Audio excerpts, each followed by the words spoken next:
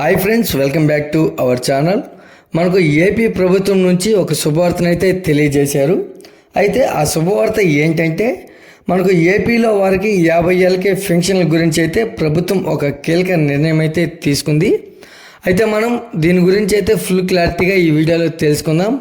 అయితే వీడియో చూసే ముందు మన ఛానల్కి అయితే లైక్ చేసి సబ్స్క్రైబ్ చేసుకోండి.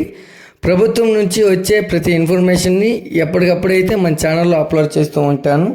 ఇక వీడియోలోకి వెళ్తే మనకు ముఖ్యమంత్రి నారా చంద్రబాబు నాయుడు గారు అయితే మరో కీలక నిర్ణయం అయితే తీసుకున్నారు. అయితే ఎన్నికల్లో ఇచ్చిన హామీ అమలు దిశగా అడుగులైతే వేస్తున్నారు. అయితే అధికారంలోకి వచ్చిన తర్వాత పెన్షన్ను 4,000కు పెంచారు. అయితే ఎస్సీ ఎస్టీ బీసీ మైనారిటీలకు అయితే 50 ఏళ్ళకే పెన్షన్ ఇస్తామని అయితే ఎన్నికల సమయంలో హామీ అయితే ఇచ్చినారు. అయితే ఇప్పుడు ఆ హామీ అమలు దిశగా ముఖ్యమంత్రి నారా చంద్రబాబు నాయుడు గారు అయితే మరో అడుగు అయితే వేశారు. అయితే అదే సమయంలో అర్హత లేని వంటి వారికి పెన్షన్లు అయితే తొలగించాలని అయితే నిర్ణయించారు. అయితే తాము అధికారంలోకి వస్తే 50 ఏళ్ళు దాటిన ఎస్సీ ఎస్టీ మరియు బీసీ మైనారిటీలకు 4,000 పెన్షన్ అందిస్తామని అయితే నాడు ఎన్నికల సమయంలో చంద్రబాబు నాయుడు గారు అయితే హామీ ఇచ్చారు. అయితే ఇప్పుడు దీనికి సంబంధించి చంద్రబాబు గారు కీలక నిర్ణయం అయితే తీసుకున్నారు. అయితే అర్హులైన నిరుపేదల అందరికీ సామాజిక భద్రతా పెన్షన్లు అయితే అందేలా చూసేందుకు మంత్రివర్గ ఉపసంఘం ఏర్పాటు చేయనున్నారు.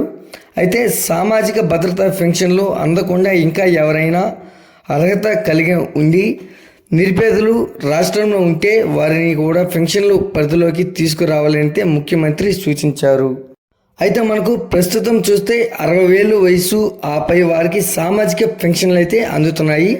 అయితే ఎన్నికల హామీ అమల్లో భాగంగా 50 ఏళ్ళకే పెన్షన్ మంజూరు చేసే అంశంపై సమగ్రంగా చర్చించారు. అయితే రాష్ట్రంలో 50 నుండి 60 ఏళ్ల మధ్య ఉన్నవారు దాదాపు 15 లక్షలుగా ఉన్నట్లు గుర్తించారు.